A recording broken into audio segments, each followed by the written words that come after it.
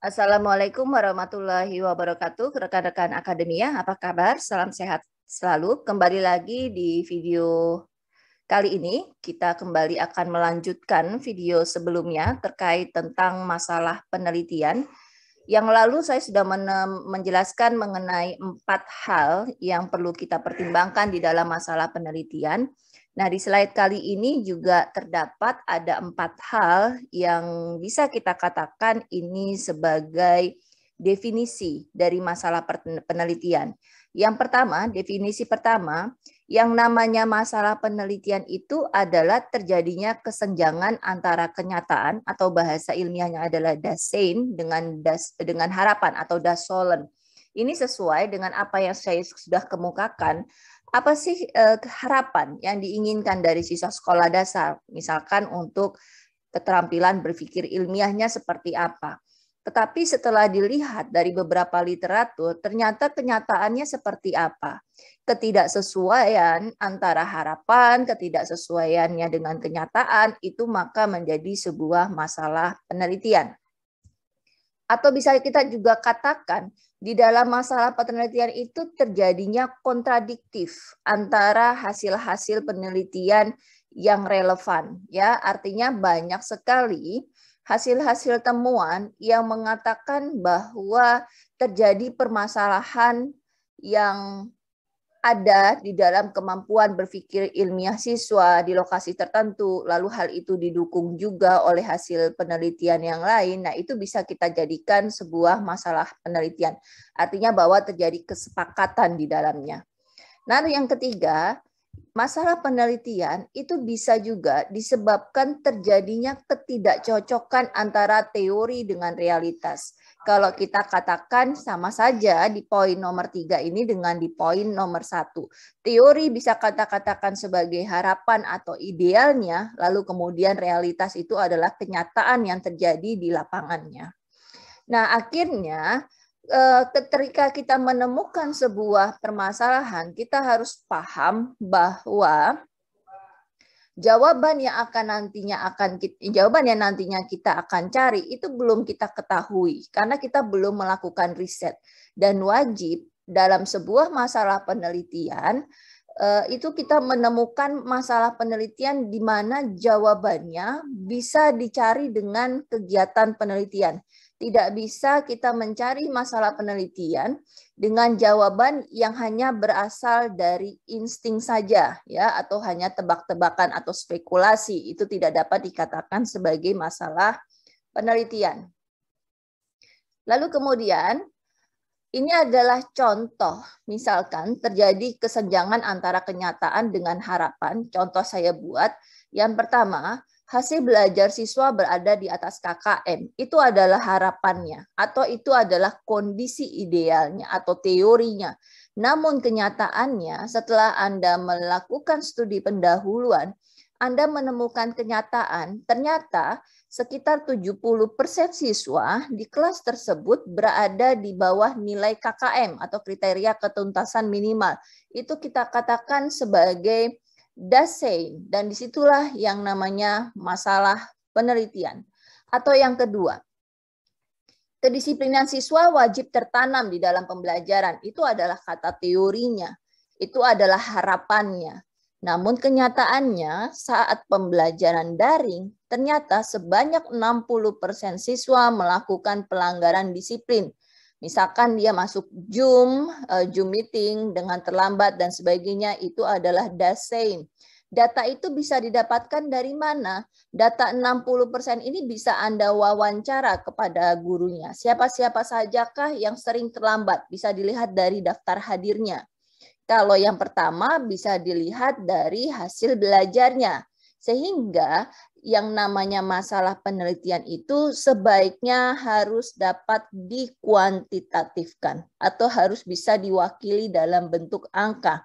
Karena apa? Karena itu akan sangat terlihat dengan jelas mengenai permasalahan yang ada di dalamnya dibandingkan Anda hanya mengatakan bahwa banyak pembelajaran daring dari yang dilakukan oleh siswa melakukan pelanggaran disiplin. Itu terlihatnya tidak secara kuantitatif. Jadi tidak bisa diukur signifikansi atau keberartian sebuah penelitian itu dilakukan. Lalu kemudian ketika kita bicara dengan Dasein atau kita melihat empiris, itu Anda harus lihat kenyataannya itu bukanlah penilaian subjektivitas Anda, tetapi memang Anda temukan dari lapangan dan itu juga diperkuat dari hasil jurnal, hasil riset orang lain, dari media massa, internet, laporan, observasi, maupun buku. Kalau Anda mengatakan bahwa kedisiplinan siswa selama pembelajaran daring itu rendah dan itu dibuktikan dari sekian persen siswa melakukan pelanggaran disiplin, hasil temuan Anda itu juga didukung oleh hasil penelitian oleh si peneliti A, yang juga mengatakan di dalam artikel jurnalnya, mengatakan bahwa kedisiplinan siswa memiliki pelanggaran sekian persen. Itu bisa, tetapi tidak boleh Anda melakukan penilaian subjektivitas di dalam permasalahan penelitian. Misalkan Anda mengatakan bahwa kedisiplinan siswa masih rendah atau banyak siswa melakukan pelanggaran disiplin dalam pembelajaran daring di sekolah tertentu, tetapi tidak didukung oleh data-data lainnya. Jangan menyudutkan siswa, ya. Jangan menyudutkan siswa dengan penilaian pribadi dari si peneliti. Yang namanya penelitian, data atau pendapat yang kita ambil itu harus ada rasionalitas atau harus ada pendapat pendukungnya. Nah, lalu kemudian, misalkan saya contohkan, saya mau meneliti tentang literasi numerasinya siswa di Indonesia. Anda bisa cari permasalahan itu berangkat dari data kuantitatif skor PISA. Misalkan Anda cek skor PISA dari tahun ke tahun itu seperti apa sih siswa Indonesia.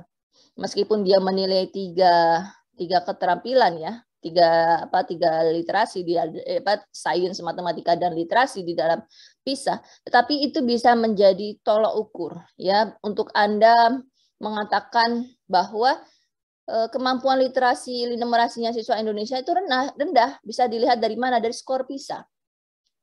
Semestinya tidak rendah gitu. Idealnya ya literasi numerasinya siswa Indonesia itu harus bagus. Berarti literasi numerasi siswa sekolah dasar itu idealnya seperti apa? Nah, itu yang akan menjadi teori Anda. Atau misalkan begini, ketika Anda mau meneliti mengenai kejujuran, ya, kejujuran dari siswa sekolah dasar, Anda harus cek dulu data terkait indeks kejujuran siswa di Indonesia itu berapa skornya? Ada data mengenai itu tidak? Kalau tidak ada data mengenai itu yang mengatakan bahwa indeks kejujuran siswa itu rendah, maka itu tidak bisa dikatakan sebagai masalah penelitian karena Anda nggak punya alasannya, ya. Nah, setelah Anda menemukan permasalahan penelitian yang terjadi di lapangan dan itu dibandingkan dengan yang namanya kondisi idealnya, langkah berikutnya adalah Anda menjelaskan faktor-faktor penyebab apa saja yang membuat tingkat literasi numerasi siswa Indonesia itu rendah. Saya buatkan di sini misalkan, karena proses pembelajarannya belum menstimulus literasi numerasi. Karena media pembelajaran yang ada belum melatih literasi numerasi. Pemecahan masalah matematika, misalkan untuk mata pelajaran matematika ya, masih terbatas pada operasi hitung bilangan. Siswa kurang diberikan latihan terkait pemecahan masalah matematika untuk kehidupan sehari-hari. Tetapi 4 penyebab hal ini yang menyebabkan terjadinya permasalahan itu bukanlah pendapat pribadi saya, gitu ya. Kalau di dalam penelitian. Tapi kalau di dalam slide ini hanya praduga saya saja karena saya tidak membacanya ya. Nah, jadi jangan Anda membuat penyebabnya itu dengan asumsi Anda. Anda cek kembali dari hasil jurnal atau dari hasil riset orang lain.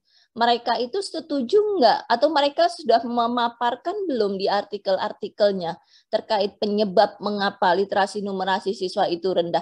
Nah, itu Anda letakkan di dalam bab 1 ya. Jadi kalau Anda membuat alur berpikir dimulai dari latar belakang masalah, lalu kemudian dari masalah penelitian Anda buat dengan jelas, saya yakin tidak akan ada yang membantah Anda dengan pertanyaan, apakah itu sebuah masalah penelitian? Bukankah itu hanya masalahmu pribadi? Ya, tidak akan ada pertanyaan seperti itu. Lalu kemudian kita bicara normatifnya. Ya, ketika kita bicara normatifnya, semestinya literasi numerasi itu bagaimana sih? Kita asumsikan saja ya, sekali lagi ini buatan saya. Kita asumsikan literasi numerasi yang dimiliki oleh siswa sekolah dasar itu minimal dia memiliki ketercapaian pada level medium. Tidak perlu tinggi, karena siswa sekolah dasar itu masih bisa kita latih dalam jangka waktu yang lama ya. Paling tidak dia berada pada level medium. Nah, supaya dia berada pada level medium, maka apa saja yang dibutuhkan untuk mampu membawa siswa itu memiliki literasi numerasi yang baik? Dilihat dari media pembelajarannya, dilihat dari desain pembelajarannya, dan dilihat dari instrumen butir soal literasi dan numerasinya. Ya, nah ini tahu dari mana? Ini bisa tahu dari teorinya. Gitu. Teorinya memaparkan seperti apa sih literasi numerasi yang berada pada level medium itu. Tidak perlu panjang lebar dijelaskan di dalam bab 1. Hanya cukup satu paragraf, tapi satu paragraf itu sudah mewakili normatifnya. Ya, sehingga akan terlihat bahwa oh mestinya literasi numerasinya siswa SD ini seperti ini. Tapi ternyata di lapangan tidak terjadi demikian. Ini adalah contoh empirik ya. Makanya saya bilang tadi gunakanlah data kuantitatif untuk Anda memaparkan sebuah permasalahan penelitian. Ini mohon maaf saya memang ambil dari slide universitas di UPJ kalau tidak salah. Ini adalah saya tidak mencari data empirik terkait dengan literasi numerasi, jadi kita pakai ini saja. Contohnya hasil riset Komnas Anak di 12 kota besar Indonesia tahun 2007 melibatkan 4.726 pelajar siswa SMP SMA. Ini dia diambil dari media massa. Boleh mengambil dari media massa? Boleh. Anda boleh mengambil dari media massa, Anda boleh mengambil dari hasil observasi, atau Anda mengambil dari artikel jurnal, itu tidak ada masalah. Lalu ada laporan yang diambil dari laporan. Laporan Komnas Anak tahun 2009 mengatakan bla bla bla bla bla. Ini juga bisa diambil ya secara empiriknya. Ini pun juga dia bisa kita ambil laporan-laporan. Jadi laporan-laporan itu juga bisa menjadi data awal untuk dikatakan bahwa itu adalah permasalahan penelitian. Atau misalkan kekerasan anak. Kekerasan anak di kala pandemi. Anda harus cari itu laporannya. Kekerasan selama pandemik ini, kekerasan yang seperti apa yang terjadi? Paling banyak bentuk kekerasannya bagaimana? Dan berapa jumlah persentasenya? Jadi jangan hanya Anda bilang di dalam bab satunya bahwa banyak kekerasan terjadi di pandemi, itu adalah penilaian subjektivitas, ya, bukan penilaian secara normatif atau secara empirik, mohon maaf. Nah, lalu kemudian normatifnya seperti apa? Normatif kita bisa mencantumkan teori, kita bisa mencantumkan undang-undang sebagai landasan kita, itu bisa Anda lakukan. Idealnya itu anak-anak seperti apa sih terhadap kekerasan? Ya dia harus mendapatkan perlindungan. Itu tertuang di dalam pasal 28B ayat 2. Lalu seperti apalah yang lainnya? Oh, ada undang-undang perlindungan anak. Kedua hal ini atau peraturan ini itu menjadi kondisi normatif yang harus dipegang oleh seorang peneliti ketika ingin meneliti tentang kekerasan anak. Lalu kemudian yang perlu Anda ingat seperti yang tadi sudah saya bicarakan, yang namanya masalah penelitian itu terjadinya kontradiktif ya antara empiri-empiri yang relevan gitu.